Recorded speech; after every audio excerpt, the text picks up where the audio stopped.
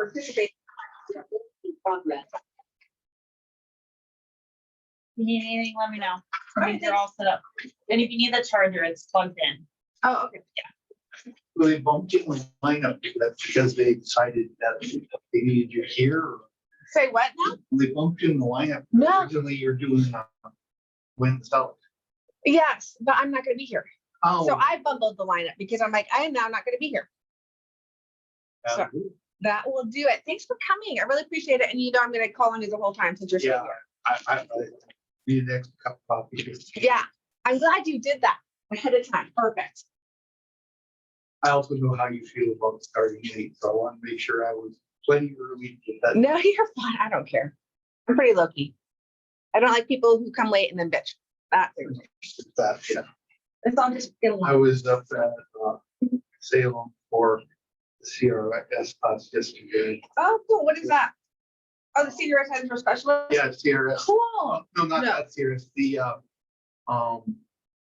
basically it's that tax site that we have access to through The what? Willamette Valley. Homeless. Oh, are you Sierra's talking about, we went to the, Willamette Valley Multiple Yeah. Estate. Okay. Yeah, it was 4 sessions in one day. It flew out a trainer. Do you feel like totally prepared now? Well, I will tell you, I like it better than some of the other stuff I've seen. So, Cool. and frankly, I think I like it better for doing CMAs Yeah, than using Paragon. Of course, I can't stand Paragon. yeah.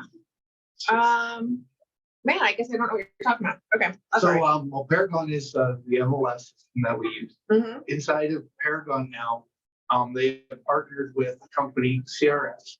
It's basically they treat data from the tax records. Yes, yes. So and then you can do farming through it. I 100% know what you're talking about now. Okay. For some reason, I was thinking of like a real estate training. Yeah, Not no. Yeah. I know which CRS you're talking about. Yeah. Yeah, that one there. No, yeah. As soon as you said that, I was like, oh yeah, okay, I can see where this could get really. That's why I hate acronyms, but Yeah. because everybody has it. WTF, Michael. Exactly. Like, GOI. Yeah. Just kidding. Okay. You guys and figure it out. it kind of shows you where my mind is, like how I would respond to that, right? Oh, I'm like actually early today. That's cool. Okay. We're gonna go off script quite a bit, just so you know. We'll get to all the important stuff that's on that. So far, the ones that have been kind of off script have probably been the better ones. Okay. You know, we talked about this last time. You know my feelings on this. Just read the book. That's not why I'm here. Yeah, based on what you did with the last one, I had expectations for this. Oh, that's too bad. Because this one I like got a day and a half ago. So I'm like, oh, Exactly. Well, the Let's other go one with too, it, I could tell you were very passionate about. okay. I don't have your guys's. What? I don't have your version. That's so weird. Can I see your version super quick? Yeah. Let's see. Because it has, okay, I have this. I have this, but we have scripts. Oh, this is what I don't have.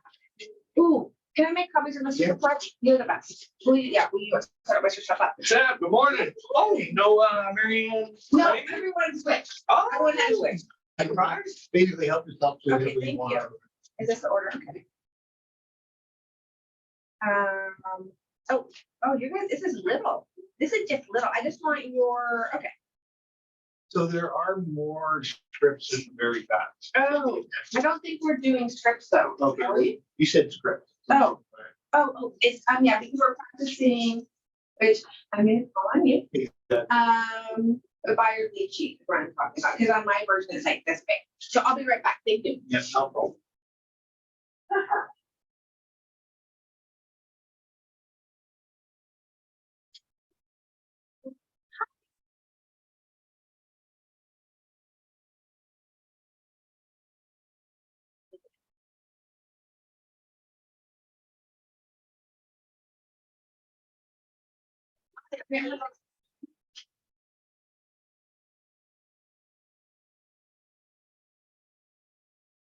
No.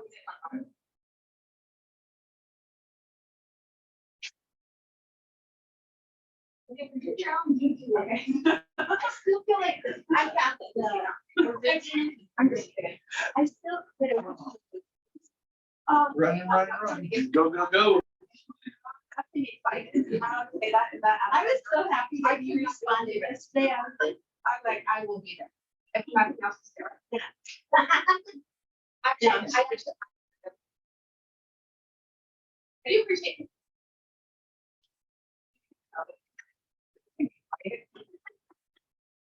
Already? Michelle, we, it's like, come as you are. We enjoy it. Okay, wait, do you need us to do anything else for you? Oh, here, I'll do it.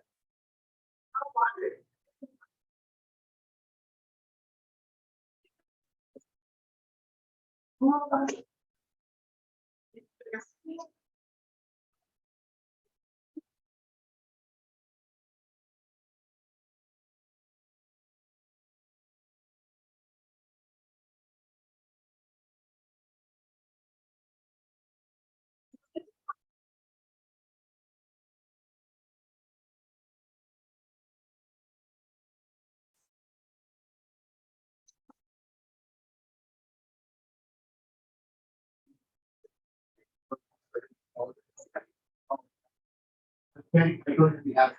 That's your pleasure. Oh, thank you. It was very thankful from North Island, like, on my first days. And he said, I want to thank you, never forget it, real estate industry. Yeah. Great list, very much. Oh, it's true. And it's like, what do you mean by that? Then he explained kind of the whole dynamic. I was like, well, it actually says on hires, but. Listen.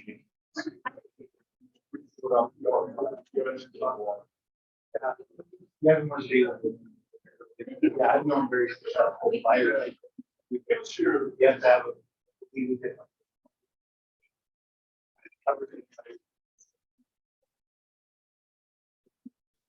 Yeah, Yeah. Then you have much more control of your time. And my story with him is like one of the first things I ever did. The listing side. Yeah, Yeah. Yeah. because once that sign's in the ground in front of the house, it's doing the work. So, Yeah. I still have that word. I literally moved that word to Oregon. Oh, that's so awesome. Good morning. I love it. All right, thank you, Michael. So just so you know, since you're here in person, I'm gonna be calling on you a lot also. Sweet. Cool.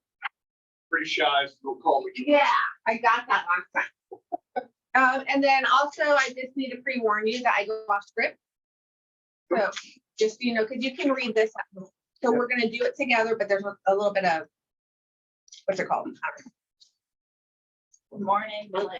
Morning, Kurt, how are you? Do you I wanna need get more it? information. to go Hey, it's on. hump day.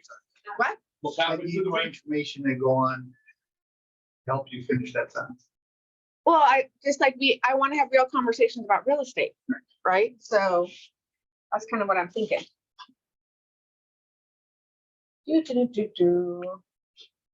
Have you guys been doing the work? So actually, yes, I have.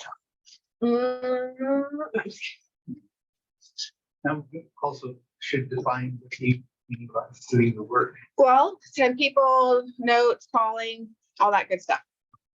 Sometimes I got to 10. Okay. So yes, I've been out knocking doors. Oh, cool. Okay.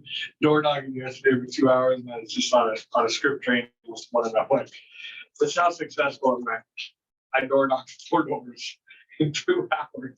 Cause you talk so So much? I talked to 4. That's so cool. That's So it's awesome. like, it was good stuff, you know. That's really good. I did one walkthrough and, That's awesome. CMA, so I'm 1 out of 4. Cool. And having 4 good conversations. I mean. Yep. That's a good positive. It is. I just felt like, damn, I got a stack. Well, we'll try again. Yeah, 100%. And do you shut your phone off during door knocking, or at least like, I don't answer if I don't turn it off. I mean, not shut it off, but I mean, yeah, like, because I mean, I was still taking calls and doing quick emails. Oh, like in between houses for Yeah. sure. Yeah. Yeah. And I mean, there's a few different thoughts on that, right? One, you should be focused on what you're doing. so it doesn't drag out. Yep. Is one thought.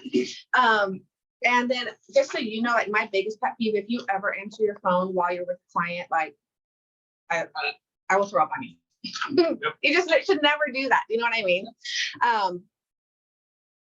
I would say if I'm expecting something that I know I'm gonna have to take care of right away, I'm gonna check my phone. Otherwise, I'm just door knocking. Does that make sense? Yeah. Because the other thing to keep in mind is you don't know who's seeing you out and about. You know what I mean? So you don't want to look like a creeper or look like you're unfocused. Yeah. Does that make sense? But I know. He's like, I did 10-acre partials. Jetting gravel driveway. Yes, that does, yeah, I can see it more if you're like having to walk half mile to the house or something. Yeah, I mean, I was out by Foster Lake. Oh, that would totally do it. It was just, I mean, they were right there, but it was just like good conversations and good. Well, I mean, if you just going out there and you're like, yeah, I knocked 100, didn't talk to anybody, that's activity, but it's not really a company. Yeah, I mean, you're shooting for a conversation. Yeah, exactly. So I figured, I didn't, you know, it's like more quality, less volume is always gonna win. Yeah. So I had 4 good quality conversations, then that's way better than 20 flyers left on the door and no conversation. Exactly. It's like the guy who calls everybody when they're not home so he can get his 100 calls in an hour. Yeah. But really, did you do anything? So, yeah, Spinning wheels. you look busy. Yeah.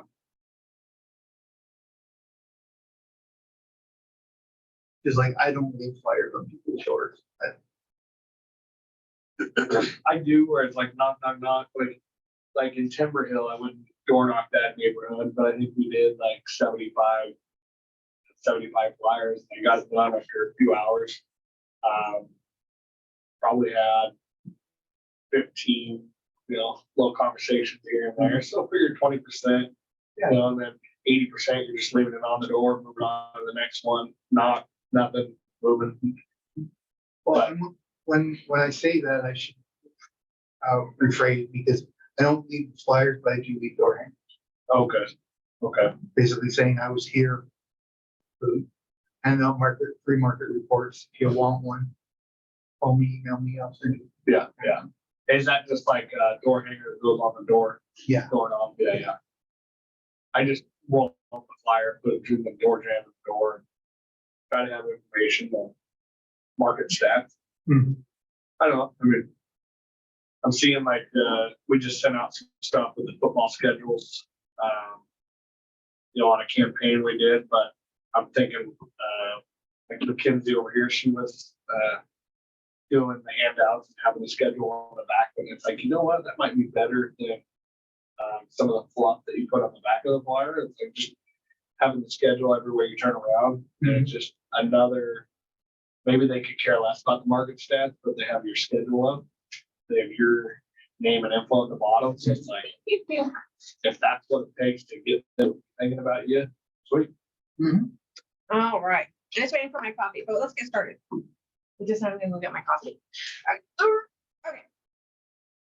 Now, you both have taken this class the whole time, right? Yes, but I've made 3/4 of the classes. Okay, that's okay. There's been some that I haven't been able to make.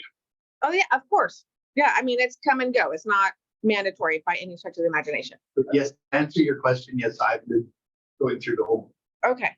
So you have previous real estate experience. You just got into it, but you have great business experience, right? So, good. I'm glad. I'm starting off to a good start. That's perfect. It was good, it wasn't a question. No, it is good. It is good. Well, today we're talking about qualifying buyers and sellers. So I want to share a little bit. Like I said, we're going to go on and off script. It's going to have to be okay. Okay. It's just the 3 of us. Okay. Perfect. Right. Oh, yeah, nobody on Zoom? Yeah, I don't know. Who's this? Okay. Actually, you have 2 people in waiting. Oh. I was like, what is this? Oh, I'm touching stuff. Everyone hold on. Okay. So weird that this part didn't have your scripts. Okay, well, that's a lot. There's a lot happening right here, over here.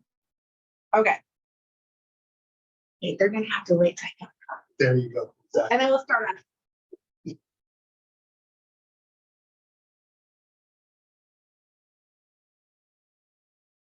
you have success, closing some deals, locally, now that you're from Arizona, and kind of starting over on this side? I'm not gonna lie, it has been a way slower start transition than I expected. Yeah, It's okay. It's real estate's a long game. You just Yeah. gotta keep working it. Okay, hold on just a second. Admit, did I do it?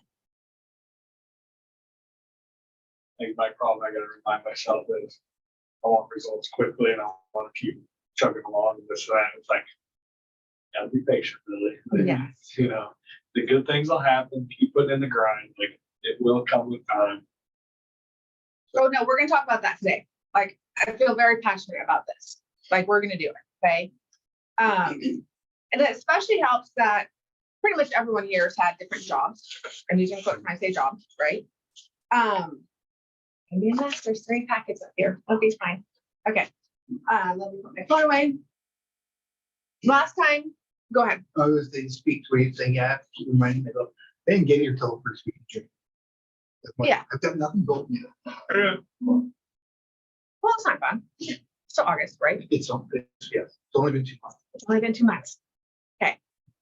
So let me give you a little bit of background.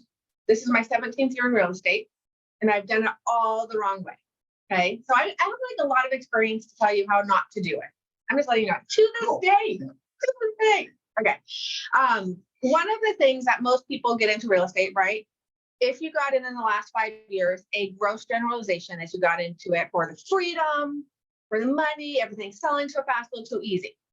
If you do not agree that that's what the general news makes it sound like. Yes. Okay, perfect. I'm glad we're in agreement, right? Yeah. 100%. Reality. 100%. Do you know the number one reason why people don't refer you business? No? Trust. No. Work ethic.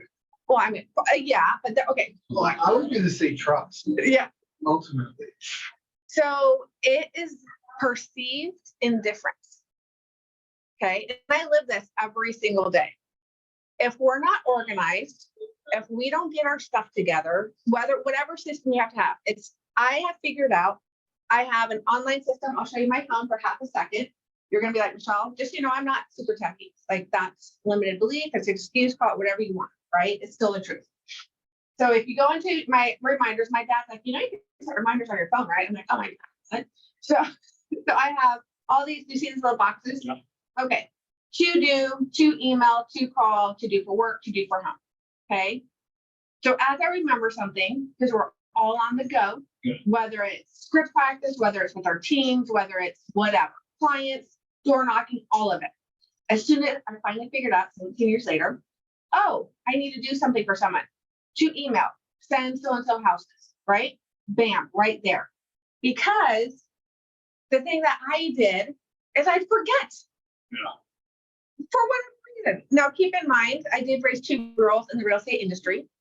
Are they both going to join me in real estate? I sure hope so, although they're fighting it, right?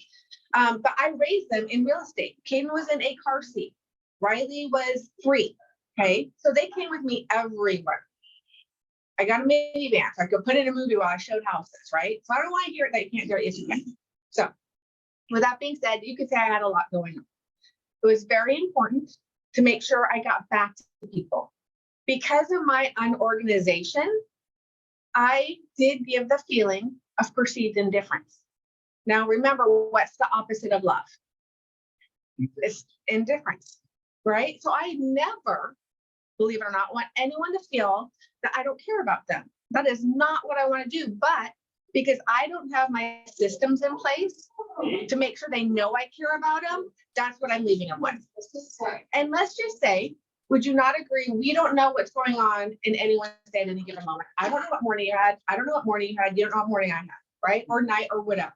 We don't know. So what if what we did and what we said made a difference to someone, even something so small?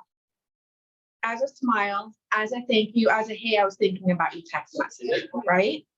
No, not in a creepy way. So I'll keep it together, right? We don't want to have little security signs all over. Yeah. Just kidding, you. Okay. So that is the number one reason for NAR, people do not refer people as perceived indifference. Oh, they're too busy. They don't need more business. Oh, they never got back to me. Why would I refer my family and friends, right? Oh, blah, blah, blah, whatever. So what would it look like to our businesses if we started putting systems in place to follow up with people? This ties into our topic because as we qualify people, when we're like, oh, they're B and C buyers and sellers, forget it, done. Those are the systems we need the most. The one thing I never, ever, ever, ever took seriously, probably until a year and a half ago, is what's called the power of the pipeline. We're all so busy. Okay, hold on. Okay. What is this? What is happening? What's happening?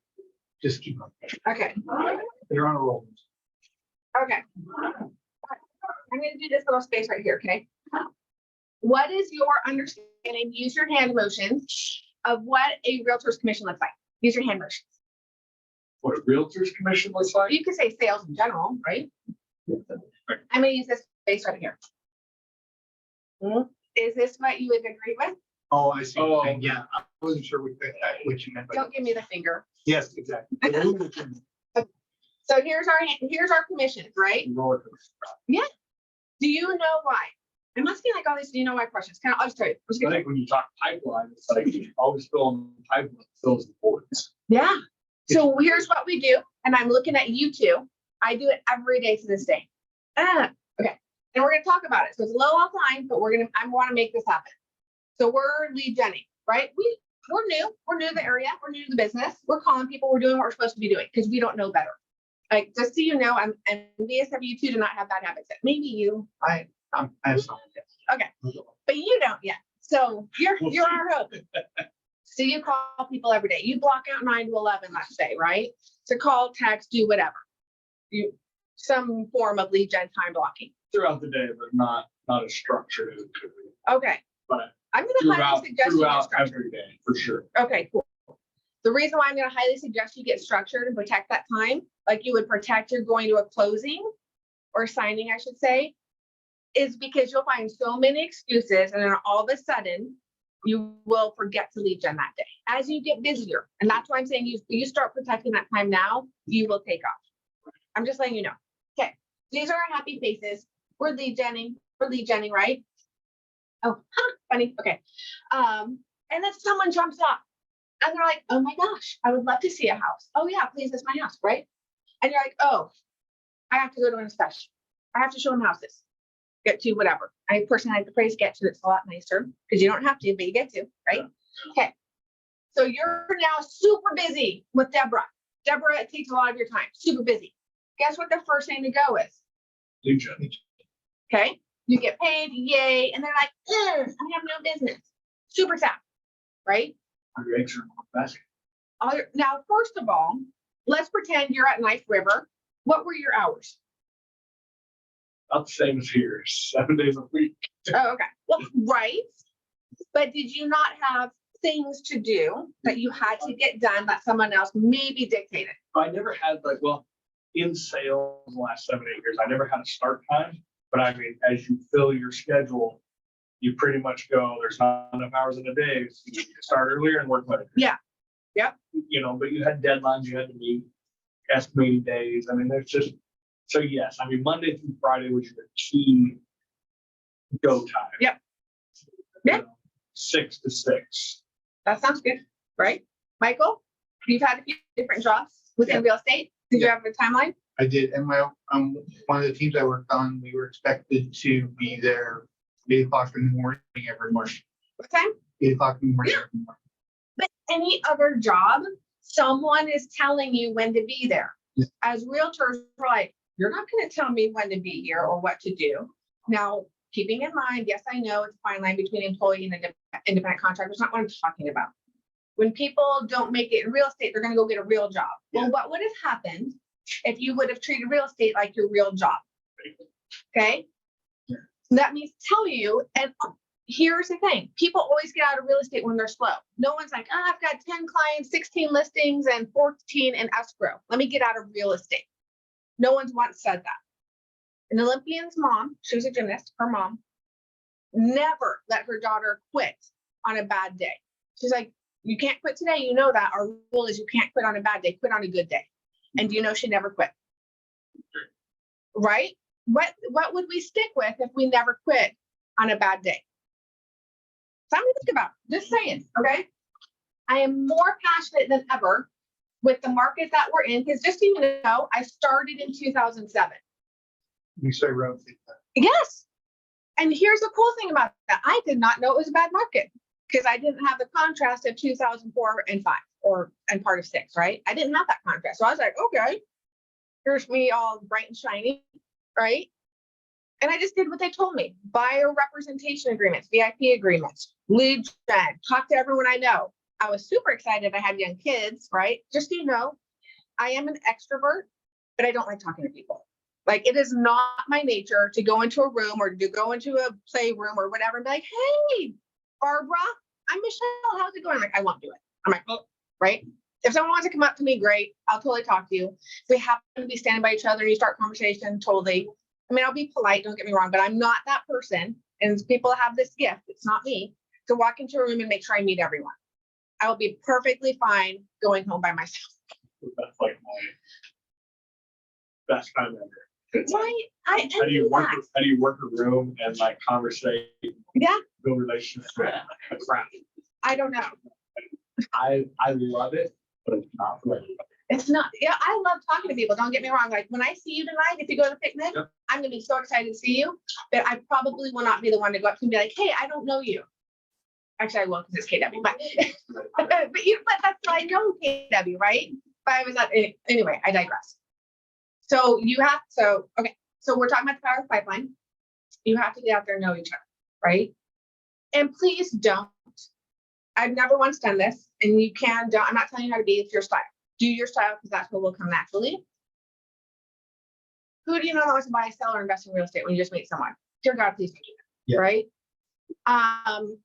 When they ask you what you do, because they always do, it's the American way, then you say real estate. I always left it. Oh my gosh, you're in real estate. What's happening with the market? And then I can have a natural conversation. At our client event, I talked real estate all night long because people were asking me, right? People I didn't even know because they saw I was in real estate. I never have to bring it up. And that's okay, right? Because when you care about them as a person, they will want to be interested in you as well. Okay. So with the market, now I am not one for focusing on negative. I will never say this again. We all listen to news, take from it what you want. The most millionaires were made in the Depression. Okay. So I'm only going to tell you this for part of what you need to do with your business. We technically are, based on statistics, 30% down in sales. And that's okay. That's not bad. That's pretty cool. We're technically where we should have been if we didn't borrow buyers and sellers by the low interest rates, making them I like that. what? Or We did. sellers from, yeah. We did. Well, that's what happened We robbed when the future by bringing. we did. And that is exactly what happened when the tax break for first-time home buyers happened. We borrowed buyers so they could get the tax break, right? So we're back where we would have started. So who cares? If every day is a reset and we're starting new every day, then who cares? We're doing the same thing every day, right? Success is rented, not bought.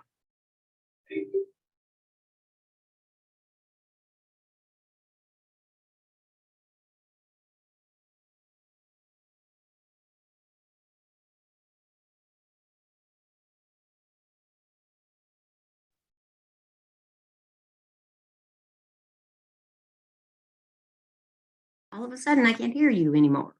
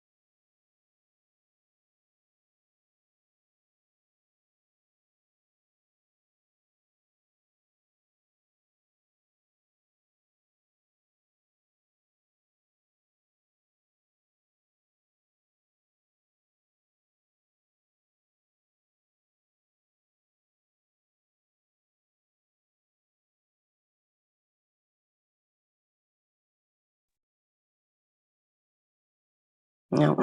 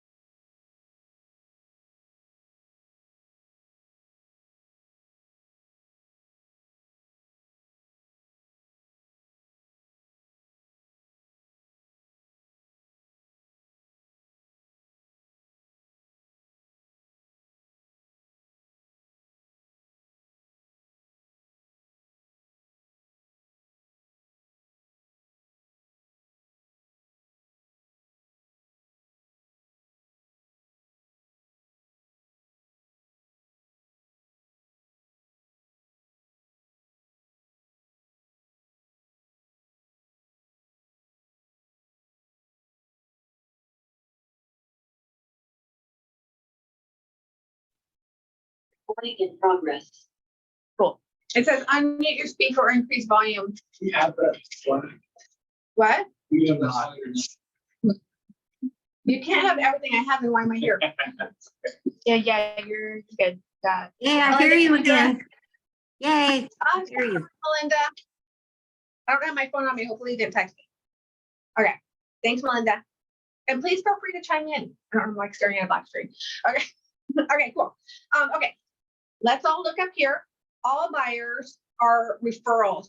The most amount of people are from referrals, right? Used agent previously for a transaction. Why do you think that's so low? They don't follow. Amen to that. Man. Amen to Or that. they say, well, I'm not gonna do anything for another, 5 to 7, 12 years, and so they leave them and they wait. Then by the time they call, it's too late. Yep. So for people who aren't on a team within our KW family, I would go through past sales from the last 3 years. Do you know how many people, I mean, you can do this on your database, right? As you're building your database, as you have friends, wherever, I would ask title to pull names of people who bought in the last 3 to 4 years, and then just start reaching out to those people. There's a tremendous amount of people who are like, oh, I bought this house because it was such a good interest rate, it's actually not working, or, oh, I'm getting transferred or whatever. So if for farming purposes, find those names. Are you in Albany? I live in Willamette, but I'm kind of farming. Cool. Oh, good. Okay. Did you pull the stats on what neighborhoods sell faster than others so you don't waste your time? If you have a favorite title person, they can pull that for you, because usually it should be about 5 to 7% turnover every year is kind of the sweet spot. Because there's some neighborhoods in, let's say, North Albany, that, yeah, they're fabulous neighborhoods, but no one ever moves. Right. So you're hoping and you're spending a lot of time and money for that one sale. And you know what I mean? So I just want to make sure, especially since you're expecting mom again, to focus your energies efficiently. Right. So we'll do that. Okay.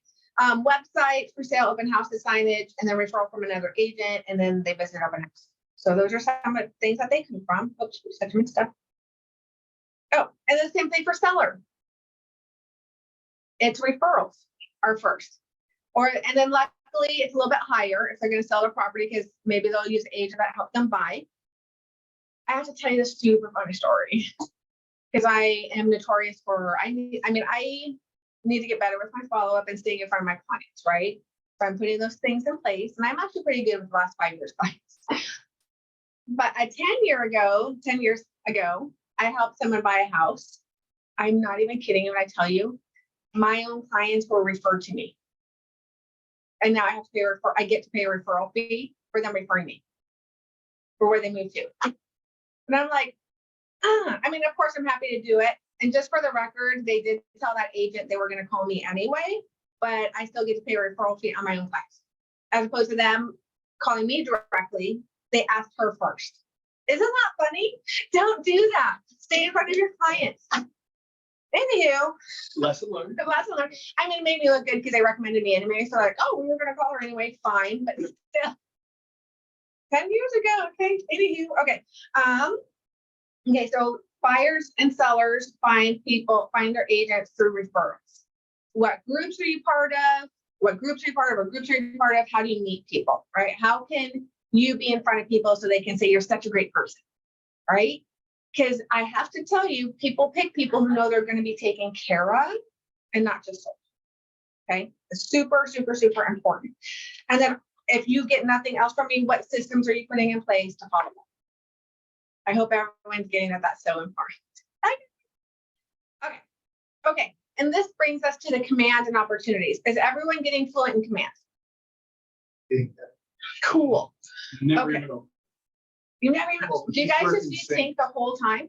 Because we use command for anyway, that's not okay. It sounds like it might be in the works where command, once you got a good prospect, then you kind of move them in and utilize something like that. So Yeah. So for us, because sync is so massive, it's our fishing. Mhm. And then once we get fish, now keep in mind, I'm just being really like a gross analogy. We don't think of our clients like that, right? You got fish on. You get it. When we meet people, when we get to go on an appointment, right? Then we put them in command and we make sure that's how we stay in touch. We do auto tracks in sync and prospects are sync. And once we meet with them, they go in commands, we can stay in touch with them.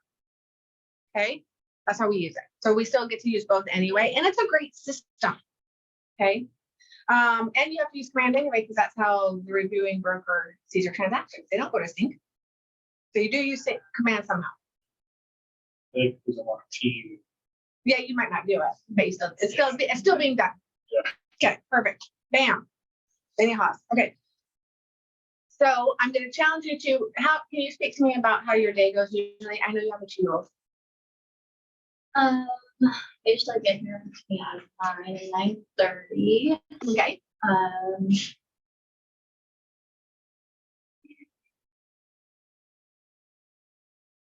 I've got 2 family members that are investors, so I typically check the MLS for anything they might be interested in. Look at the new houses on the MLS, and sometimes the expired ones just to see what is expiring. I don't know that I have a set like schedule. Okay. But I get here at least. Yeah, no, that makes sense. Yeah, and that's not, I mean, and how long have you been doing this? Since May. Okay, so I mean, you're still working out your system and like figuring out how to juggle home and business life, right? So that totally makes sense. Closed a couple deals already in the first 3 months. Nice so job. Off to a good start. Heck yeah, that's awesome. That's awesome. And I'm guessing you want to be in real estate a little bit longer. Okay, so then you're going to start putting your follow-up systems in place. Yeah. So important after you close, what systems do you have in place, right? So they don't think that you forgot about it. Right now it is just my mother-in-law. It was kind of a referral from her contractor's parents had to sell their parents' house because she died. Oh, shoot. Okay. They're up in Washington. Okay. They kind of learn not to be in trouble. Gotcha. Yeah, but I mean, as you get more and more clients, that follow-up part is going to be super important after they close, right? So like, you can stay top of mind, because keep in mind, it's not just about that one person. It is about who they know, right? So you can be a better service, like we talked about. So you can be chosen because you care, right? We scare because we care. Do you get that one yet? Okay. We're my favorite movies ever. All right. Yeah. Fantastic. Okay. Now we're going to classify able, ready, and willing. Bam. I'm just going to highly suggest that if you guys want to take some time, regardless of what team within a team or team you're on, of just really writing your day like you're at a job, right? What systems do you need to know? If you need to learn command to help you and leverage you, then when are you doing that? Okay, we're spending time and money every day anyway. What would it look like if we did it on purpose? Where would we be anyway? Right?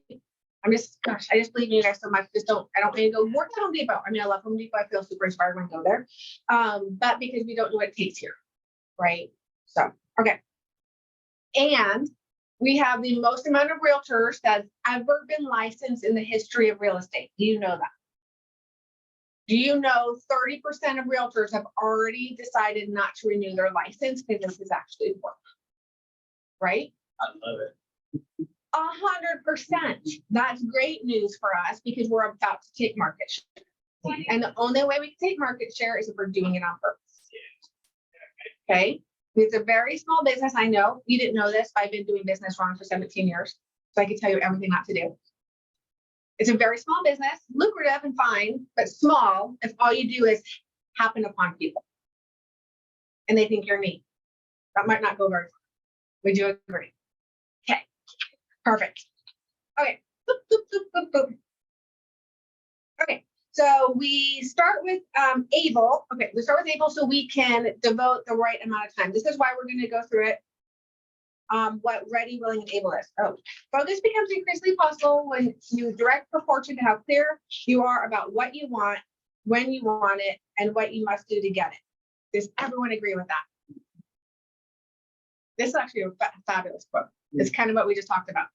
So if you don't know what you want, and you don't know how you want to get it, because you don't know where you're going anyway, it's really hard to get what you want, right? That's like getting in your car and saying go.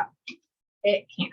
If I want to go to McDonald's or McFlurry because it's hot, then I need to know I'm going to McDonald's, right? The thing people do is they don't take time to think about what they want and where they want to go. You have to take that. So that way you can then do that. Okay. So that's a fabulous quote. Bam, ready, willing, able, come from curiosity. So what page are you guys on? 13.4. Cool. Is that where you're supposed to be? I don't know. That's free. Oh, right, Billy, will you please read the definitions of what able, ready, and willing are? They don't have them, they're blank. What the heck? We're supposed to fill in your name. Oh, can I tell you what they are? Yeah. Okay, okay. An able client is a potential client is financially and legally capable of completing a transaction now. Ready to go. Oh, do I have it? No. Oh. Nope. Okay, I guess I'm just reading it to you. Financially and legally capable of completing a transaction now. The legally part is what if they're in a trust, what if they're in a state, what if someone passed away, and what if what if there's no trust, it's probate. You know they can't do anything for a very long time, right? So that is able. Ready. Potential client is motivated and prepared to make strategic decisions now. If they're like, no, yeah, I don't know what's happening. Your head was in on. My head, tell me to move my head. Are you guys going to picnic tonight? Potential client motivated and what? Sorry. You're good. You're good. Okay. Potential client is motivated and prepared to make strategic decisions now.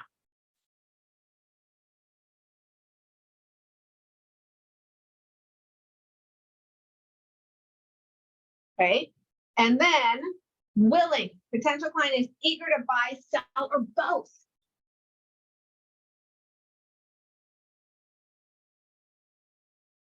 Please say willing again. Oh, you got, hi, Melinda. I love when you participate. Okay. Willing is potential client is eager to buy, sell, or both. Okay. Now, keep in mind, if you work with buyers, I'm not referring to that you have to show a lot of houses because they're not finding what they want. They will be ready to go when they do. I had just closed on a client who I've been showing for a year. Now, I would definitely not classify them as not ready, willing, or able. We just had to find what they wanted. It's a little bit specific, right? And it took a year. I also have clients who have to sell their house, as we talked about. They don't want to list until they find what they want. They only have one. And that's a separate conversation because they're not able to then, right? They're not able to because they have to sell their house first. So we're missing a component of ready, willing, and able to. So that is purely an educational conversation about how the process works. Billy talked about it earlier, that what we tell them is you will never get an accepted offer if you're not even pre-listed.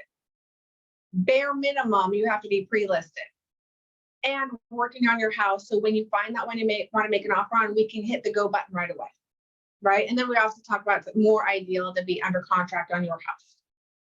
And we can talk strategy on those all you want. I'm trying to stay, believe it or not, to the script. Okay, but I'm happy to discuss strategy too. Okay. And then how can we use this framework to help us differentiate buyers and sellers who will be doing business in the next 14 days from potential buyers and sellers who we need to cultivate until they're ready to transact? Lieutenant, speak English. How can we tell the difference? Can you repeat that question? I'm confused. Okay, so it says, how can we use this framework, ready, willing, and able to buy or sell, to help us differentiate, I see that's kind of a hard word, between differentiate buyers and sellers who will be willing to do business in the next 14 days, a buyer and seller, versus someone who will need more time to continue to cultivate until they're ready to transact? How can we tell the difference between A, B, and C? I would think how soon they are, you gotta prioritize striking while the iron's hot. you know, hotter buyer is an A buyer, mediocre buyer is a B buyer, and somebody's a long ways out based on your availability. C buyers may not be getting a lot of attention, but you don't want them to be ignored either. Yeah. Because you want to backfill that pipeline. Yep. So what would you do with a C buyer or seller? Are you just referring to making sure they're on a track and still follow up? Yeah. You're not probably showing them many houses. You're taking your time to show houses to A's and B's, but keeping in the loop to do the follow-up with your C buyer. Yeah, because remember, C can become an A very quickly, right? So an example for us of what an A or A buyer or seller would be is my kid's going to OSU. I need to buy a house in the next 30 days. Oh, I got a job transfer. We need to move right away, right? So usually it's a life situation. C buyer might be like, hey, my husband's retiring, whoever, husband or wife, in 2 years. We want to start thinking about maybe what we're going to do next. Well, you know, we're not retiring for 2 years, right? So you know they're a C person. And then buyer seller is, oh, hey, when school's out, we're just kind of thinking about whatever. Or my kid graduates this year, we want to get out of here, right? So you're going to be asking questions. It's imperative on what their life situation is. Please ask questions, and then you can see where to put. Okay. And again, it's just to follow up with them, how you can keep showing up of value. Okay. In session 11, let me see if there's that. It's okay that I skip the ahas. Do you have any ahas? I mean, it seems like we have great conversation. Yeah. Okay. That's your aha. Okay. Okay. Qualified buyers, sellers. Bam. Okay. Why qualify? Document, follow a checklist, abide by fair housing. Yeah, I hope we do that. Oh my gosh. Okay. Okay. Oh, this is a fun part. Okay, I'm so excited for this. Do you guys all have the script? And thanks to Michael, I have it too. Okay. Oopsies. Okay, here we go. Oh, okay. We can't talk about this. Sorry, I'm just reading. I'm like, oh, we can't talk about this as we go. Okay, our A buyers need to know what listings are available right now that fit their home's wish list. Meanwhile, C buyers might be interested in potential changes in their current neighborhood, like new restaurants, shopping options, and road construction.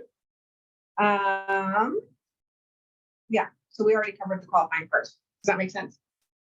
Okay. Okay, now. You guys pretty much hit the script on point when you guys are talking to new buyers. Oh, like this script that you guys have right here.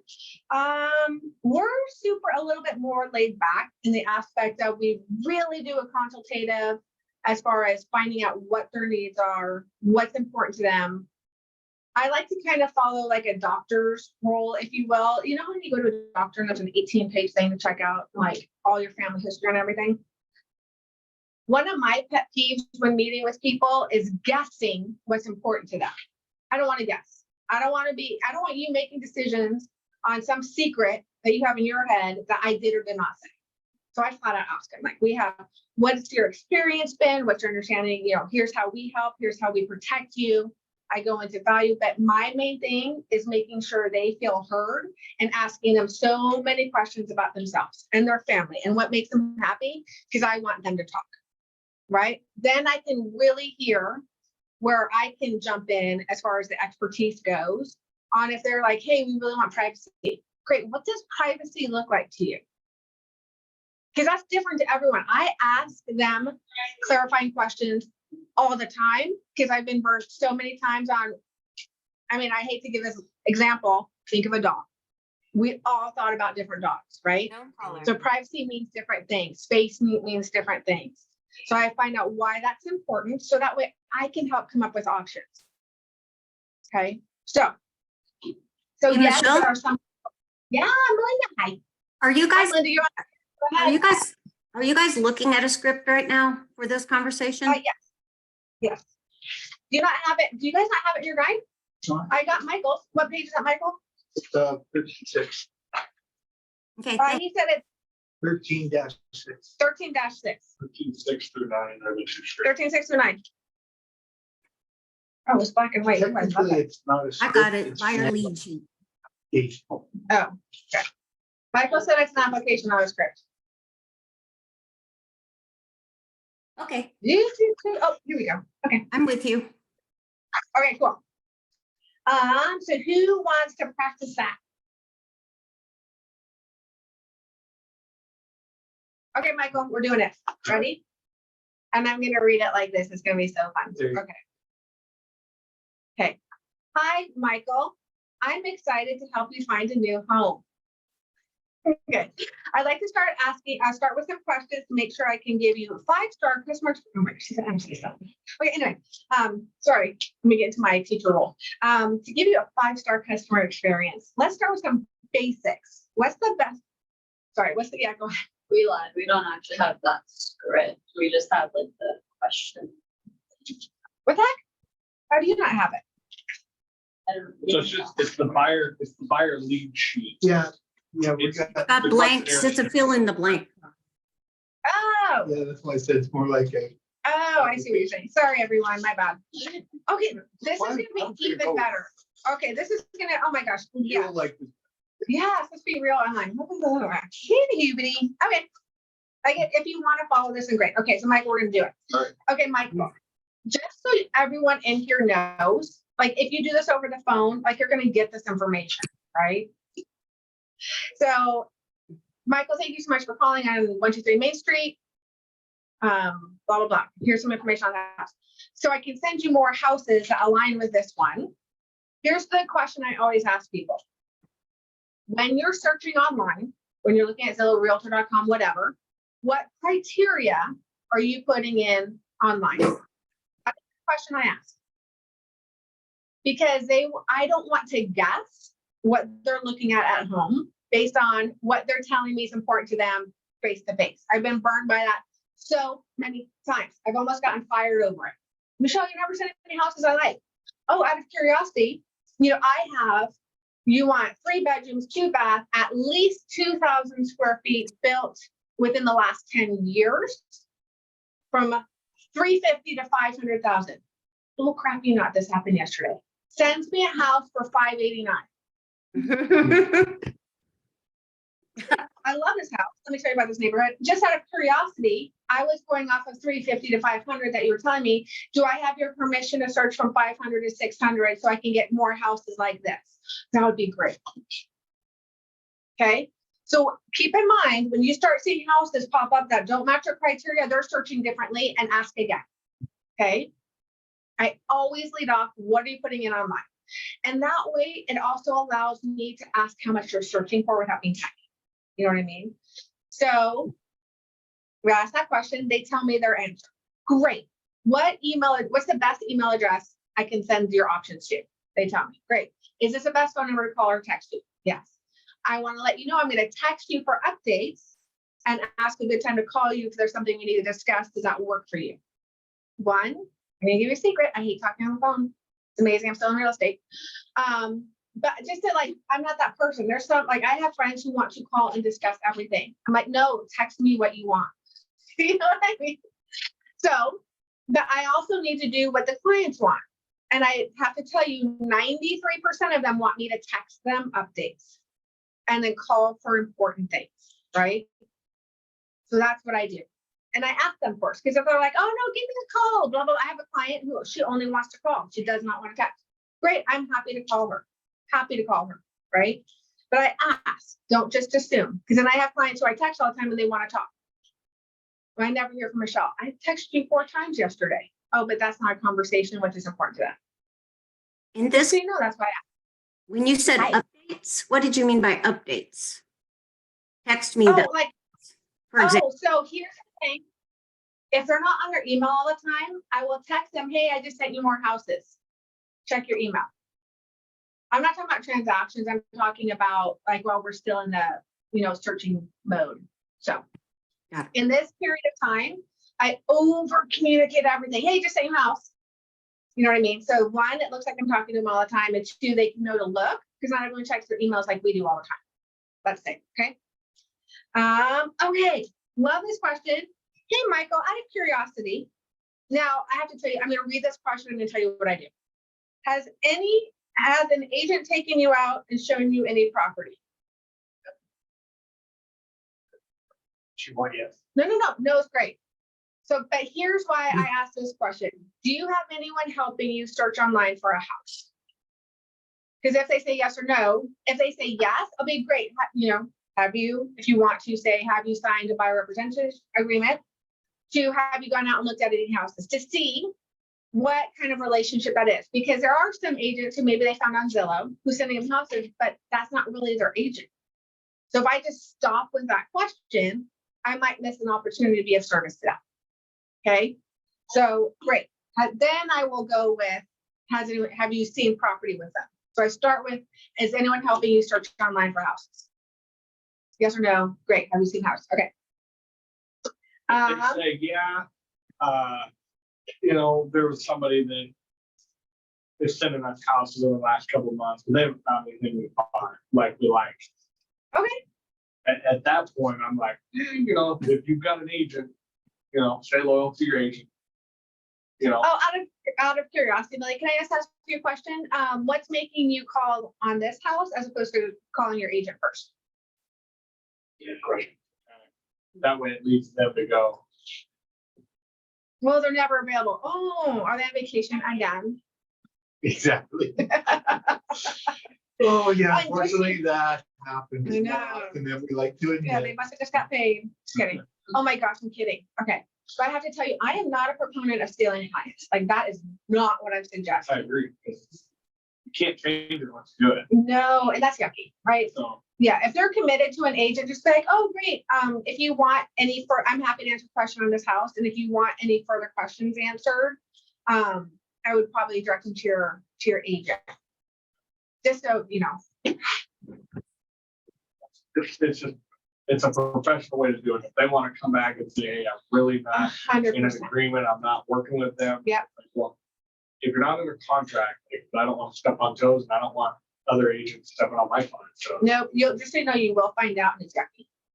Yeah. If you're that agent, we all find out. I'm not even kidding. So it is yucky.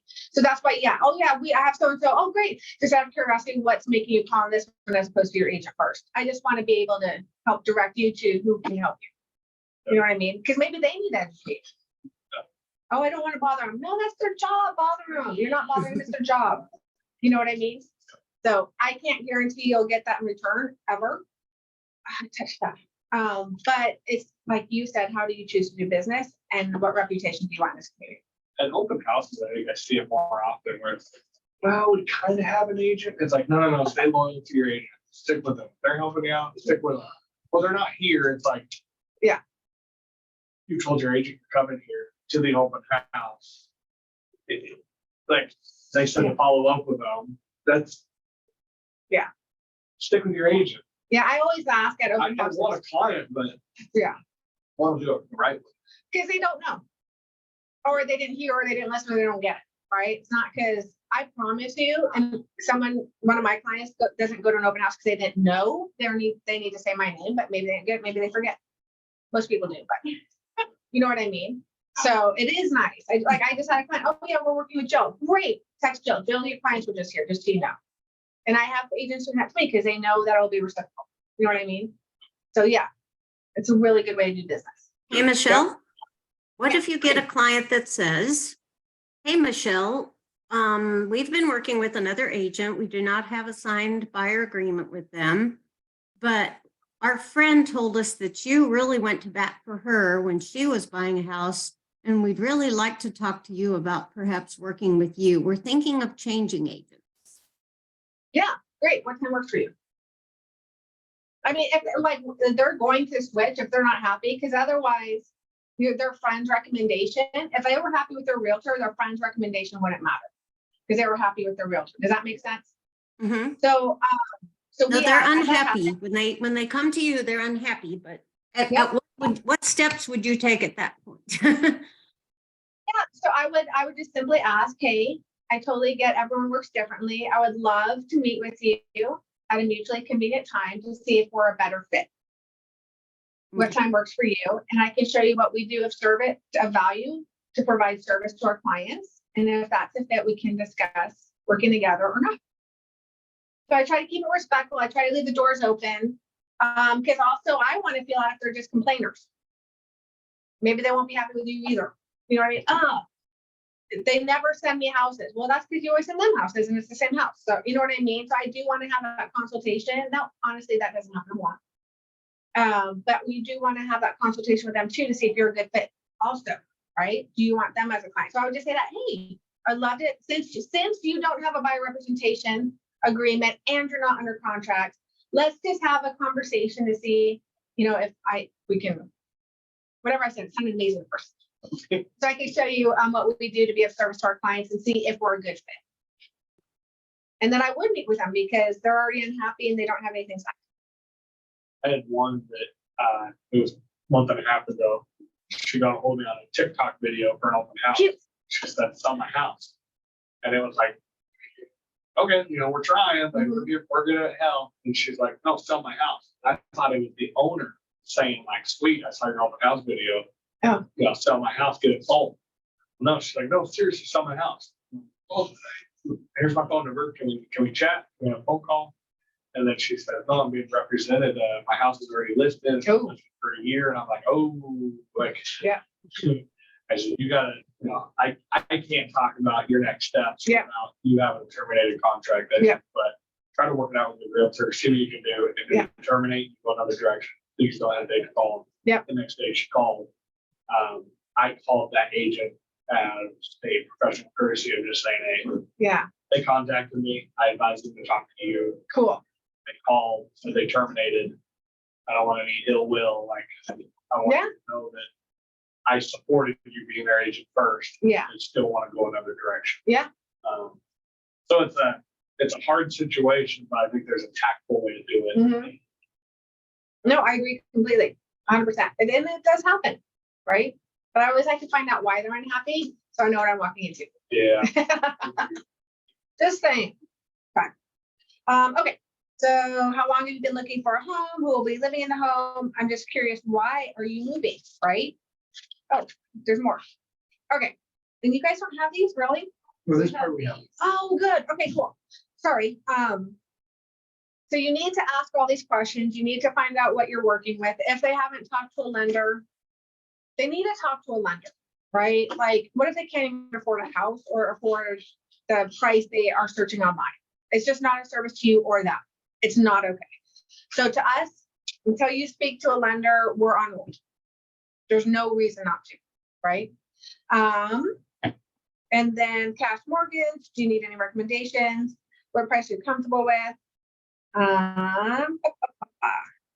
Yeah, on a scale, I mean, you can see the questions. When do you need to be in your home by? I'd love to help you find a home. In order to find your perfect home, all we need to do is set an appointment with all decision makers. I cannot even express, you have to ask that question. I've had sellers, so wives come out and be like, oh, we can eat. I'm like, great. Is your husband gonna be home or vice versa? No, then no. When are they gonna be home? You can't even make a decision. And if they're like, oh no, we'll meet first. No. Here's why. Oh my gosh, there's so much to cover that I really would hate to put you in the position that you have to try to repeat all that we offer. And I want to be there to answer any questions you both might have at the time. When's a convenient time for all three of us to meet? I don't want that pressure on you to remember everything I'm about to say. Because it's a lot. It'll lead to having to do it again and repeat yourself. So it's just Yeah. double time investment. Double. Yeah. Well, it's just not of service because then I have to tell you the times I've done that and we haven't got the listing. Because their stronger agent came by making sure they were both there and they could make a decision. Just letting you know, it's not of service. Okay. Who wants to role play? Just kidding, we're not doing that. Oh, unless you guys want to. Only because it's already after 10. Do you guys want to role play? Okay, we'll each ask one question. Go. Look at your script. Where are you moving? Huh? Where are you? Ooh, I want to go to France so bad. My brother's, what he says, it's great. It's fabulous. I'm getting a tattoo in French next week. I'm so excited. Okay, go ahead. How soon do you have to be there? Oh my gosh. Well, I am now an empty nester. So maybe probably in the next 1 to 3 years. What would you classify me if I said that? Even your station. D. Right? You're like, oh, there's getting. But remember, things change quickly. Why you considering moving at this time? I really just need to change the scenery. I've been here 21 years. I'm from a big city originally, and I kind of just miss the hustle and bustle. What big city? Arizona. Arizona? Mhm. Phoenix? Phoenix, yeah. That's not a city. When we were in France, Arizona. French, and I'm like, sorry, I speak Paris. My daughter's like, what? And you sorry. So yes, Phoenix. Oh, it's cool down there. Me too. Where'd you go to school? It was called UTI, which is trade school, HVAC. That means something else for women just. Yeah, they call it the untrained idiot for. Drag. So how long were you there for? A year. I went got my 2-year degree and I did it Oh, that's cool. So you lived there for a year? for the year. Yeah. Would you ever go back? Yeah. Oh yeah. What part did you like about it? Well, at that point, I chased party life, and I found every bit of it. Yeah. And it was time to come home. And Yeah. raise my daughter at the age of 19 and Yeah. actually live a structured life. Yeah. So I you would do. go back? I would go back. Yeah. Yeah. I would probably be a snowbird. I'd go back for 4 or 5 months. Yeah. November to February. Wouldn't that be fun? I got to get my wife on board, but raising livestock, it's hard Oh, to leave. yeah. So it's like trying to get her on board with the buy 'em in the spring, sell them by the fall, Oh, yeah. doing a vacation in the winter. Yeah. Well, I mean, but that's a really good point. How long do you think you're gonna have livestock for? I don't see it ever ending. Oh, really? Okay. So My then- wife, yeah, raised cattle all growing up. Oh, cool. I like it. It's rewarding, Mhm. what it's done for our family, living the farm life. Oh, that's so great. Kids in 4-H, but we got 5 more years before she's off to college. Oh, okay.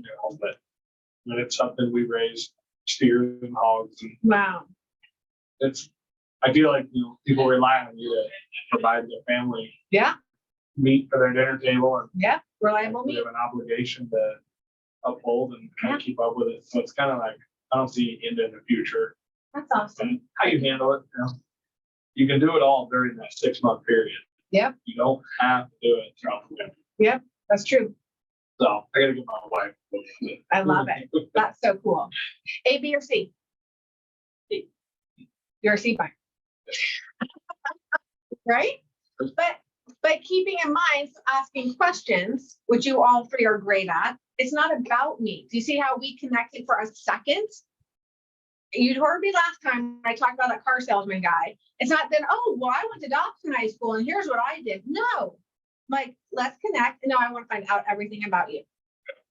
Right? So you use that point to then ask them more questions about them and their goals. That's the nuance, which I know all 3 of you are really good at.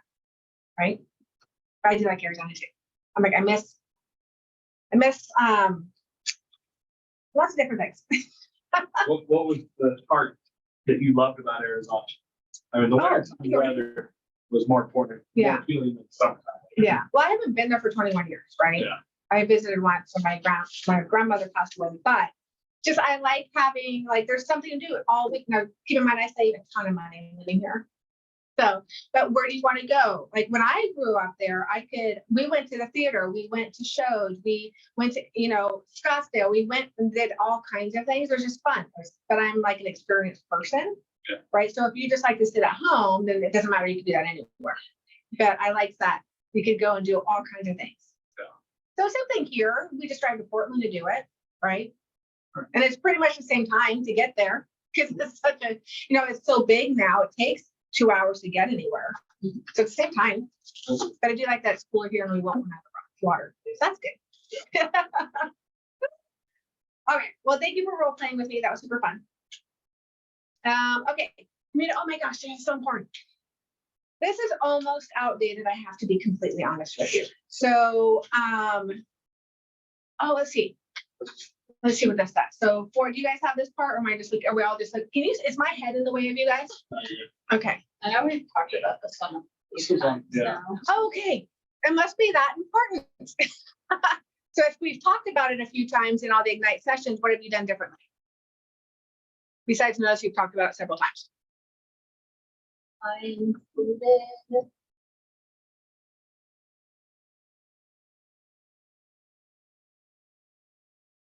I think it's one of the promotional, I did. Cool.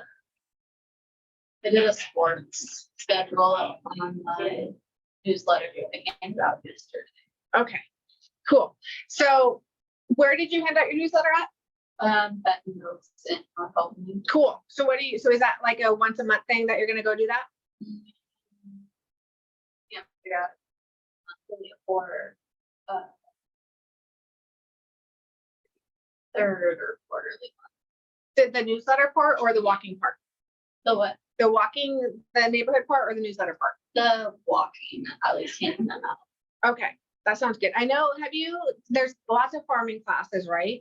Because it's the consistency that is key. So, because if you expect people to remember you once a quarter, it's a little bit harder to do, Okay. right? So if you mail something, mail, walk. I have something in mind for next month, and Cool. I was gonna do that same. Awesome. Good. Good.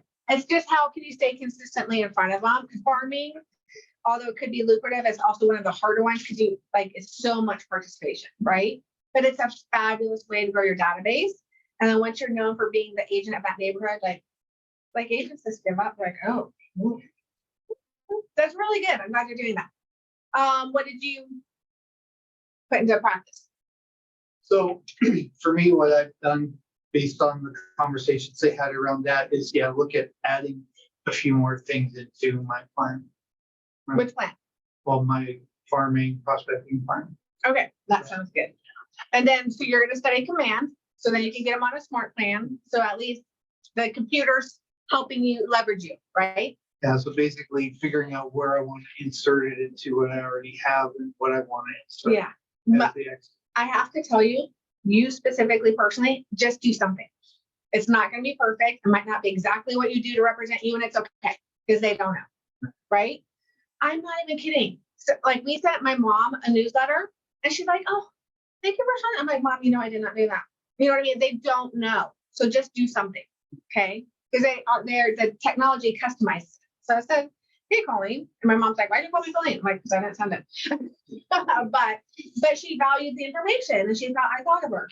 I mean, we talk every day, at least a few times a day, but you know what I mean? It blew my mom. Okay, so do it. Okay. Qualifying sellers. Oh, okay. So we're gonna qualify sellers. I just want to make sure we're on time. We have that. What? We have Okay, thank you. Okay, cool.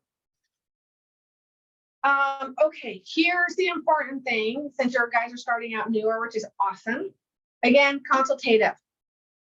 You might want to throw in some stuff that says why you stick out from your competition, super cool.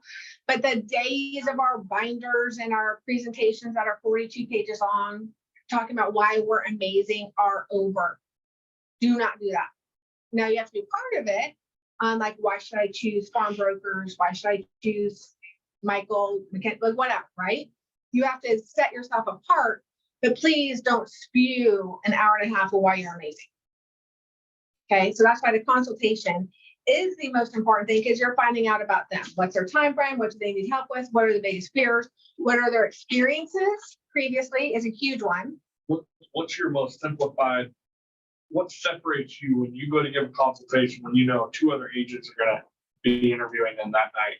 See, you can list it opposed to two other agents coming to list it. What separates you? Like, what's your best, most simplistic approach of, is it your statement?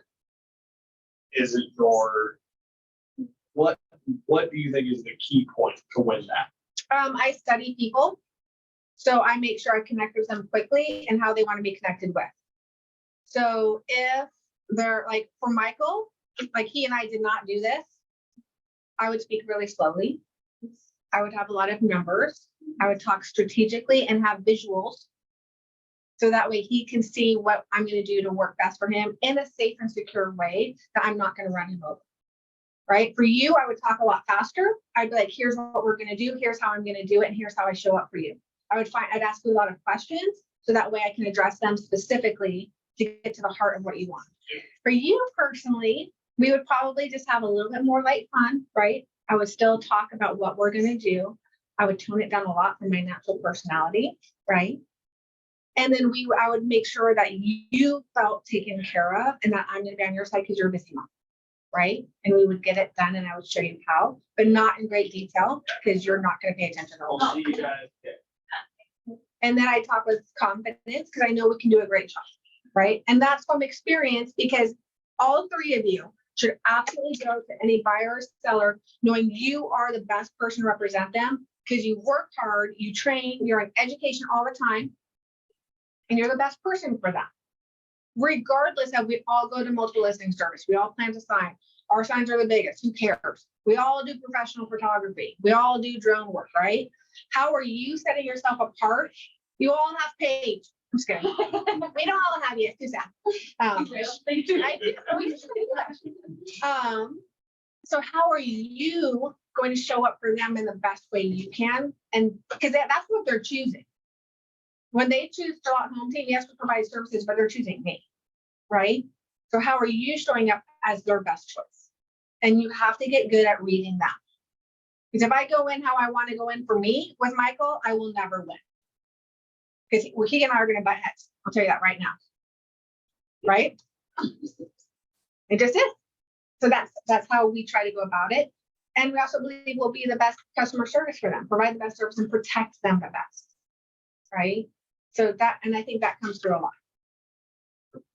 Okay. Bam. Okay, so then we have all the questions, and you do have this part? Okay. They're good questions because a lot of times when you're newer or haven't helped a lot of sellers yet, you're like, what do I ask them? What do we talk about? These are great questions. Now, what I would advise on, when you set to the side, is maybe going, I don't personally ask how much you owe on the property over the phone, right? Because this is a pre-listing questionnaire. I'd ask some basic questions, maybe what's your time frame? You know, where are you going? Because do I need to be prepared to show them other houses around here? Or do I need to connect them with a referral agent? So I do find that out right away so I can have that information when we get together. Because I also have shown up and they've picked a different agent to help them buy because they didn't know. But I didn't have a conversation first, right? So if I'm a few days out, they're like, oh, and I need a different buyer's agent because you're a listing agent. I don't know. So anywho, so yeah, I get that this is pre-listing, but I might ask this more, some of these questions more when we're there. What would happen if you didn't sell your house? Because most people are calling from work or from helping their children. I'm not gonna spend 15 minutes on the phone grilling them down. Nobody likes that. I don't care what personality you are, nobody likes it, right? So great. Are the decision makers going to be there? What's your time frame? Where are you moving to? It's pretty much it. And then I just make sure we get everything ready for while we're there. Do you have any ahas? Just kidding. Do you guys want to role play this? Okay, one question. Michael, go. If we sell your home in the next 30 days. Yeah. Out of curiosity, will that pose a problem for you? Yes, because I don't know where I'm going yet. Okay, so if you are trying to figure out where you want to go, you have some ideas in mind, or you just kind of, have you given that thought? No, but I just feel like if we want the most money, we need to sell now. And we can go anywhere. I'm so excited. Cool. Well, to help you. Thank you. Okay, Mackenzie, go. Oh, where are you wanting to move? Oh, I still don't know. Oh, so you can say that. Do you know how much you want to list your home for? Zillow said it's 1.3 million. Oh, have you talked to anybody else about that? No, because I think Zillow's pretty accurate. We're gonna have to have now all the conversation. Okay, done. What's motivating you to move? Money. Is it? Yep. I want the most money. Oh, well, I'm probably going to sell next 5 years anyway. So when I Googled when's the best time to sell, it said I'd get the most money now. Great. I bull crappy not have sellers that Google everything. And then they call me, Michelle, here's what Google said.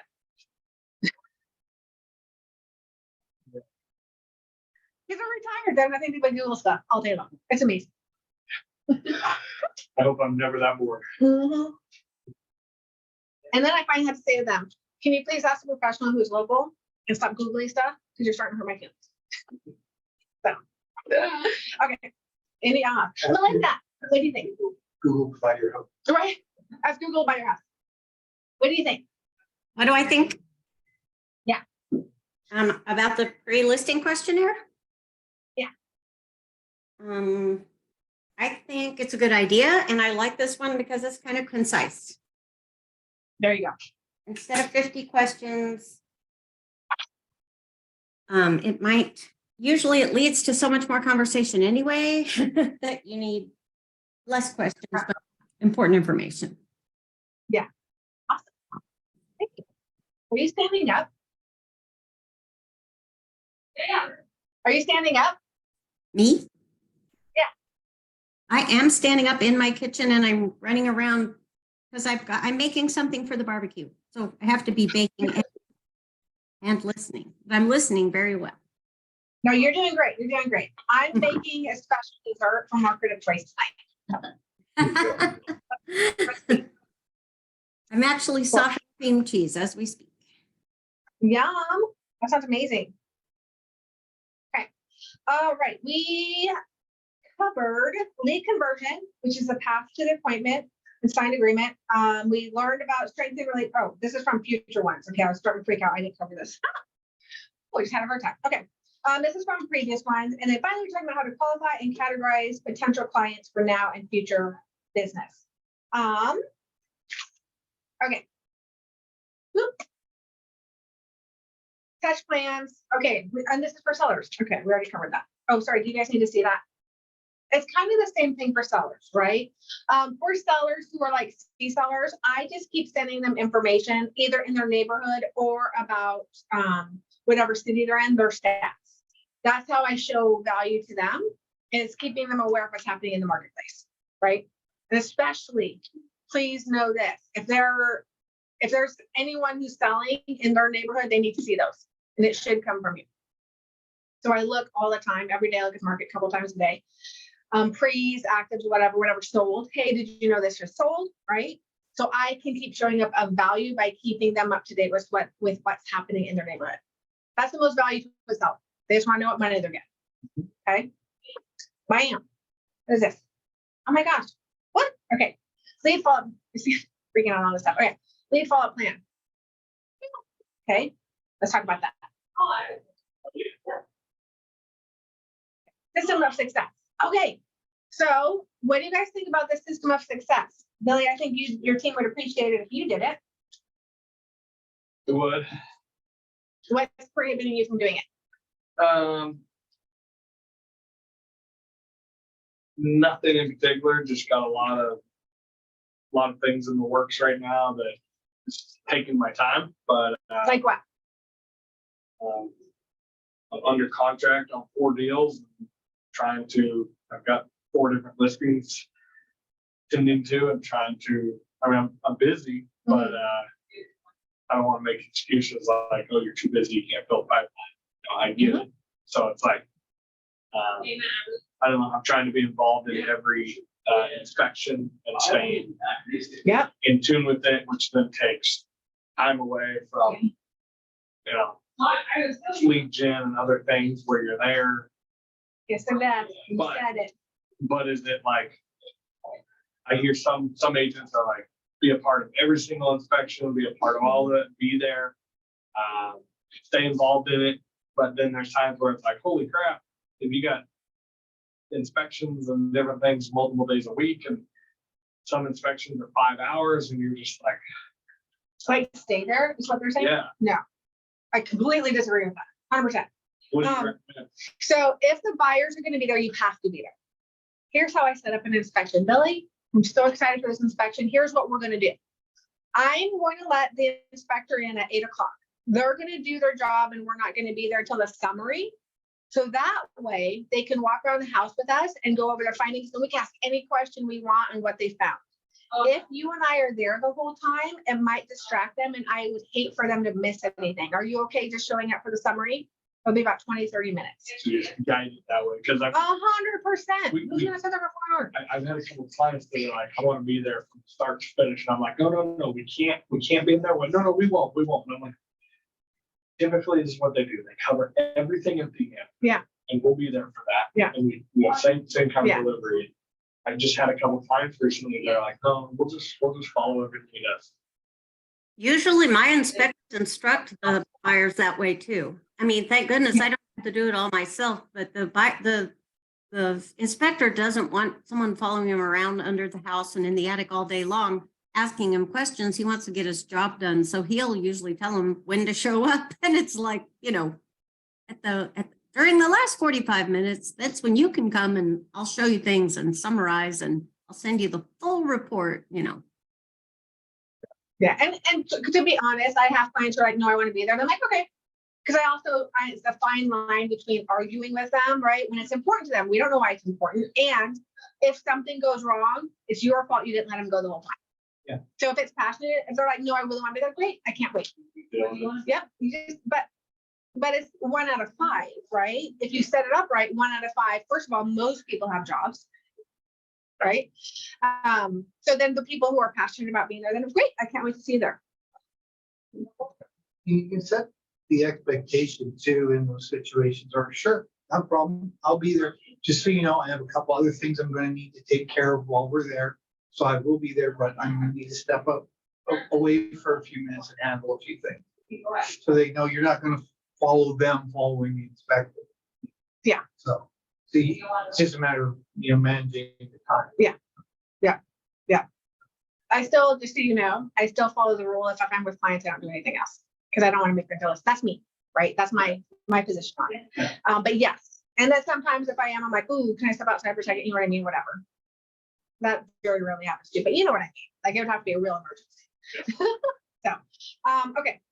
I have to stress, and I'm a hypocrite because I haven't mastered it either. But so Jeff Glover, everyone likes quoting people. Jeff Glover says, lead generation, client generation in the morning, client servicing in the afternoon, right? So if we have 2 hours a day, that's not a lot. Now, if we go to page, hold on just a second. I don't remember what it was. Let me see. It's talking about, everyone thinks, oh, I have to call people for 2 hours straight. That's not it, right? You should be writing down, hold on. Here we go. Nope, wait. Yes, okay. Lead generation consists of 3 parts. 1, prepare. When you determine who you will contact with today before you begin, you will either write names or a conversation sheet and generate a list from your database of contacts, right? So who are you going to call? Now, if you're proficient, you would actually do this the night before, okay? 2, take action, you're calling, you're doing whatever, you're making notes, right? 3 is you're doing what you said you would do when you talk to them. I would love a CMA. Is it a thing you know? What are you doing? That's the 3rd part of your lead generation. Now, keep in mind, you won't get a lot of future business if you really only spend 30 minutes a day, but it's a great way to start a habit, okay? So protecting that time as much as you can. Nobody's saying turn down something, but if you can protect that time, that will just help you have more of a power of a pipeline as we go, because there's always a reason why not. And then you have the roller coaster, you know? Now, keep in mind, you're in the middle of the most busiest selling and buying season. You're trying to protect your winter, right? If everything takes 45 days and you're super busy with inspections and doing everything now, you're going to start over in October. And then that's a sad Christmas. So, just something to think about. It's the one thing I talk about all the time in this for a reason, because no one will do it. No one will do it. 1% does it. So, and they're the most successful agents that are on stage, and all I do is I just lead gen from 9 to 11 every single day. That's what they say, right? They protect their schedules. So, okay. And then this would be really good for you, Mackenzie, because you're great on social media, right? So keep in mind, social media is contacts. If they respond back to you, it's a point of contact, right? It doesn't have to be, I got you on the phone. If you're texting someone like through Sync and you text, I have great success texting people because again, who wants to answer the phone? Especially if they're at work, that counts as a contact. And then I'm putting them in my system and I'm making sure they're on my 2-call and 2 email on my phone, right? To follow up with them. And then they're in my commits. So, is coming up with those systems, which I'm happy to talk about if you need tweaking on your own systems. I don't know how to use the system, but please use it. Does anyone know how to use the system? I don't get it. Okay. Okay, I engage every conversation in the spirit of contribution, and people are happy to be in relationship with me. Isn't that so great? I think that's really the key. Yeah. is the spirit of contribution. No, did I skip anything that looked important? Well, look like a bunch of jibbity jobbity.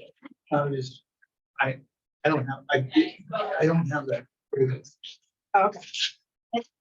That's what Steve was. College. Oh, it says to show how to put people in command. Oh, neat. Hold on. Okay, let's see if I'm in it. Okay, I'm in command. Whose is this? Oh, the one in the slide. Oh, it's everyone's. That freaked me out. Okay, that scared me so bad. Okay. Does this look familiar? Mackenzie, what do you use for database? Oh, good. Do you know how to use it? Not all the way. Okay, but you know how to add a contact? Yeah. Okay, do you know how to add a contact? Okay, well, why are they telling me to show you how to add a contact? I hope we know how to do that. I know.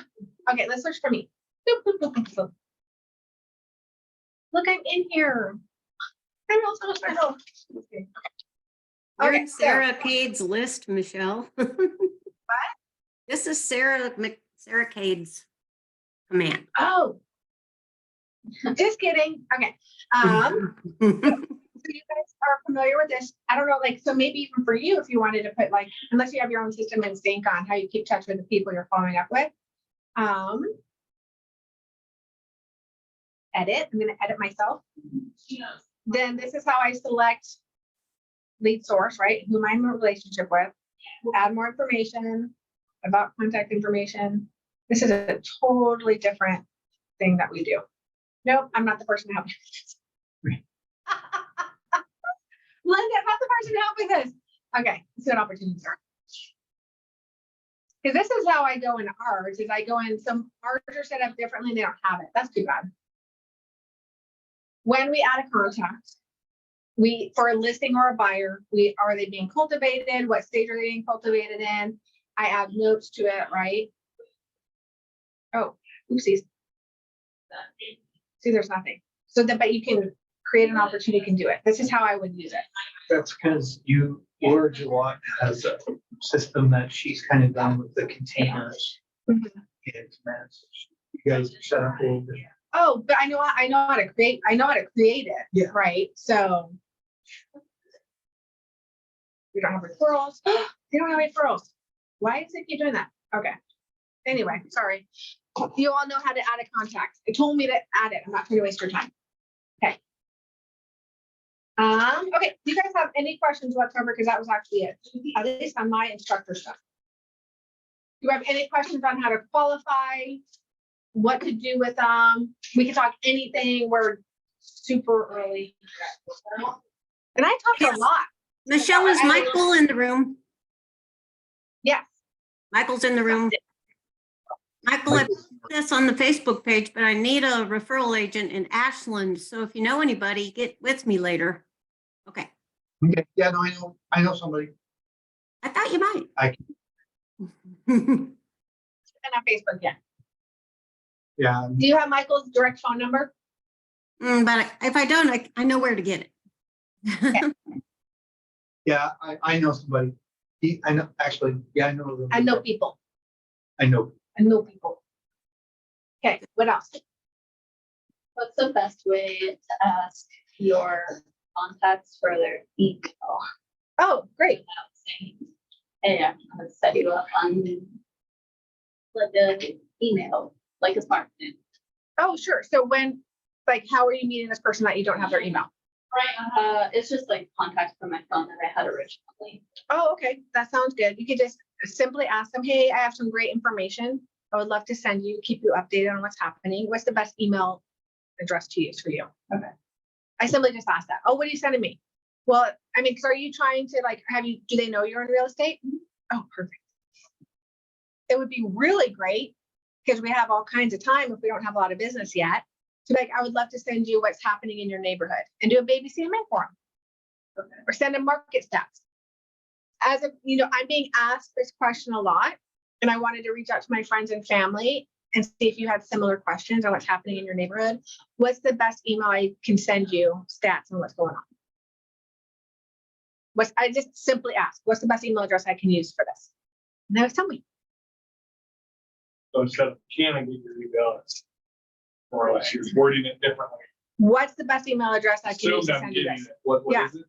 What's the best email address I can use to send you that? Yeah. Why do you need it? Oh, great. Would you rather me text you? Should I use this phone number? Right? No, email's fine. Yeah. Yep, exactly. What are we running into? If you guys had your perfect schedule, what would it be? Unless you're living it, then you can tell me. Okay. Your perfect schedule. I'm gonna try, like, you missed me telling you this. I raised 2 daughters in this industry, so being a mom doesn't count. Like, zero sympathy. I'm just saying, like, yeah, you're busy. Like, your 2-year-old's way more high maintenance than my 18-year-old, right? Although they sleep about the same. I'm not gonna lie. My point to you is we just have to work around what your little girl's schedule is, right? And then still doing it. Now that's presuming you want to, I'm not trying to tell you what kind of business you want. If you're just helping friends and family for now, please do that. Obviously you don't need my permission. But if you're like, hey, I want to grow something, then like baby steps to get there, especially because you're pregnant, right? You got a lot going on. So do you need help with any of that kind of stuff? Is that why you and Sarah partnered? Yeah, she's kind of like my mentor. That's and awesome. walking me through stuff. She's a fabulous mentor. So I'm super excited. Yeah, she is a great agent. Cool. What about you two? I would. My calendar is full every day of different Cool. organized what I'm doing, where at, what time. But Do you follow it or is Yeah. it just pretty? if it's on my calendar, it happens. Cool. If it doesn't make my calendar, you hope it happens. Yeah. But lead gen, a lot of times is not on my calendar. It's, yes, I do a lot of Facebook, social media interaction, Mhm. and do a lot of getting the face of people interaction. So getting out there, but dedicated lead gen is something I need to do a better job of. 100%. That's the #1 reason why people get out of business. Not enough people know they're in business because they don't want to get out there or they get busy in the minutia. Again, I have to warn you, doing this long for 17 years, Yeah. I'm slammed right now. I might not be slammed in November. So I'm trying to protect my future by keeping that sacred. Even start with 30 minutes a day. Don't start with 2 hours. Like, we have to take baby steps, right? Have you guys read Atomic Habits? Fabulous book. Love it. Love it. I love it. Because it's like permission to start small, right? Instead of being like, here's the biggest mistake people make. I've totally done this over and over and over. Let's say I wake up at 7, which I don't. Let's say I wake up at 7 and I'm like, I want to go to the gym. I want to meditate. I want to journal and I want to read 15 pages every single morning. Tomorrow, I'm going to wake up at 5. I'm going to go to the gym for an hour. I'm going to read my 15 pages. I'm going to come home and meditate and I'll get ready for my day. Guess why that lasts 2 days? I changed way too much for way too long, right? If I didn't do any of that, now I'm going to go to the gym for an hour. My gosh, no, that's not happening. So he says, break it down. When do you want to wake up? Just wake up. Wake up at that time. And it should only be maybe 15 to 30 minutes earlier and then progressively get more. Not 2 hours early, right? Because you'll get exhausted and you won't do it. And then you're like, oh, this doesn't work, right? I never do what I say. And then start adding the gym. Only go to the gym for 5 minutes. And as soon as you start getting more and more in shape, you're going on skate for long, but don't yet. You have to wait till it's time to switch going to more. So that way you're building the habits that support your, ID, your identity. That's the word, right? So that's why when we went to the One Thing conference, he was saying, everyone's like, lead gen for 3 hours. So like, can you lead gen for 15 minutes a day? Build those success habits. Once you do for 15 minutes a day and you're having so much fun, great, go to 30. Right? And then be real. Like, you're like, I've got groups in the morning. I can't do it. I'll have to be in the afternoon. Great, do it. Right? Yeah, so I think that, is the biggest challenge is just there's so much just getting here and getting started with Keller Williams. There's just so many things that they've got you doing. It's like to develop, get back into my routine and do my routine. Yeah. But it's like, and I'm happy to be here, but you've got like, oh wait, I've got Monday, Wednesdays, and Fridays, I've got Ignite, and there's agent mastermind, and then there's coaching calls, and then it's like, I just want to get to work. Yeah. You know, kind of thing. Yeah.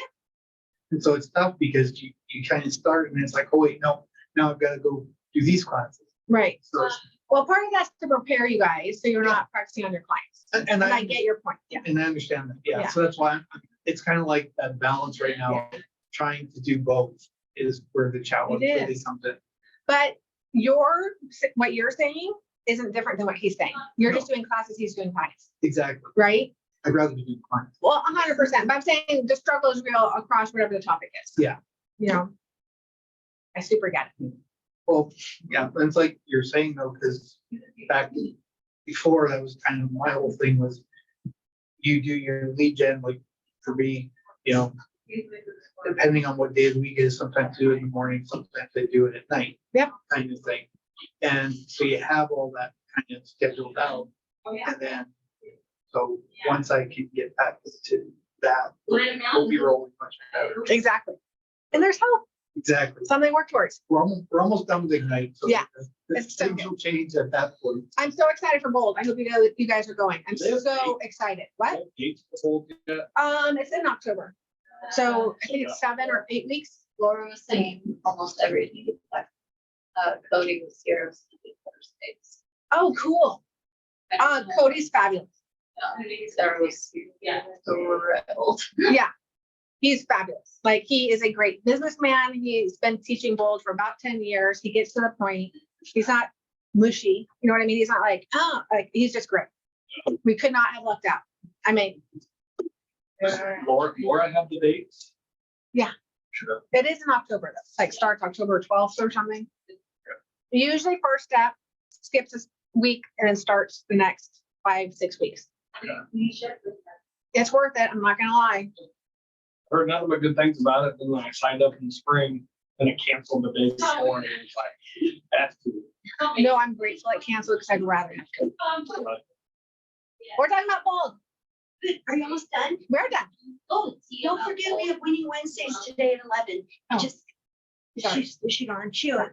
Melinda always jumps on. Don't forget Winning Wednesdays, Melinda. She's baking for tonight. But you talk about Bold. Oh, we're all going because we're so excited. I was asking about the dates, if you have them. It's a Thursday, and I believe the first day is October. I can go get my phone and tell you really quick. Okay. You want 'em? I'll lock them in and go. Lock them in, lock and load. You have to talk to my daughter. I'm not ready to go. What? Does she know? My oldest daughter. Does she know she could be a real estate agent? Yeah. And don't forget the barbecue today, you guys. We're super excited. Barbecue, huh? We're excited. And it's like, we can come at any time, right? 4 to 7. Okay. Just don't come right at 7 and expect much, because we're packing up at 7. Okay, that's not right. Yeah, but Cody. come back quarter till you get left over. Take everything home. Is it a BYOB? Or is it a non-drinking? place? It's a bring your own BYOAB. Oh, great. Okay, Non-alcoholic beverages are there. okay. But But if we choose to have a cocktail. Please bring your own. Okay. Ready? Or enough for everyone. So remember, it's 7 steps over 9 weeks. And actually, because of Thanksgiving, it might actually be 10 weeks. Okay. So are you guys ready? Oh. It's Thursdays. Where's my phone? Where's my phone? Okay, here, I'm writing it down. Go ahead, Thursday. I can text this to the group too, if that helps. Oh, okay, cool. So it's Thursdays. So there's 7 steps. Step 1 is October 12th. Yeah, that's what you got it for my whole life. Huh? Oh, darn. I know. I'm writing it down. October 19th. Is that, and that's the second step? Yeah, 2, October 19th. 3, November 2nd. Oh, 11, 2. What's my daughter's birthday? 4, November 16th. 5, November 30th. 6, December 7th, and 7, December 14th. Oh my gosh, I'll totally do this different. This was like super ghetto. What times are they at? It starts at, I think it's like 9 to 2:30 every day. It's like, In Albany, yeah, in Albany. triple awesome. I think it's 9 to 2:30 or 9 to 3, something like that. Okay, the first step is more like a 9 to 1, and then after that, they're all like 9 to 2:30. So, well,